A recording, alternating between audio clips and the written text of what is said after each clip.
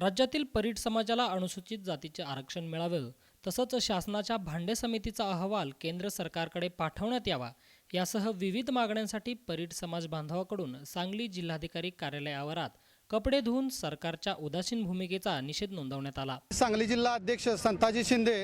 आजचा आम्ही जे आंदोलन केलेलं आहे दुने आंदोलन ते आम्हाला अनुसूचित जातीचं आरक्षण मिळावं आणि संशोधन आपले हे घटनेचा अधिकार जो आहे आम्हाला SCचा तो मिळण्यासाठी शासनानं नियुक्त केलेल्या भांडे समितीचा अहवाल केंद्र शासनाला पाठवून पुणे संशोधन समितीचा बार्टीचा जो चुकीचा अभिप्राय आहे तो खारिज करून भांडे समितीचा जो बरोबर अहवाल आहे तो केंद्र शासनाला पाठवावा आणि परीट धोबी समाजावर जो अन्याय झालेला आहे गेली 55 वर्ष तो दूर होण्यासाठी आम्ही हे आंदोलन करत आहे। आज आम्ही एका जिल्ह्यातील संपूर्ण परीट धोबी समाज बांधव महिला भगिनी जमून दुने आंदोलन सहकुटुंब सहपरिवार आम्ही सर्व मुलाबाळासकट इथे येऊन दुने आंदोलन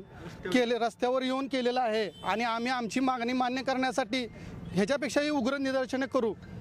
दरम्यान आपल्या मागण्या तात्काळ पूर्ण न झाल्यास सरकार विरोधात आंदोलन तीव्र केलं जाईल असा इशारा परीट समाज बांधवाकडून देण्यात आला आहे। SBN Maharashtra news Sangli.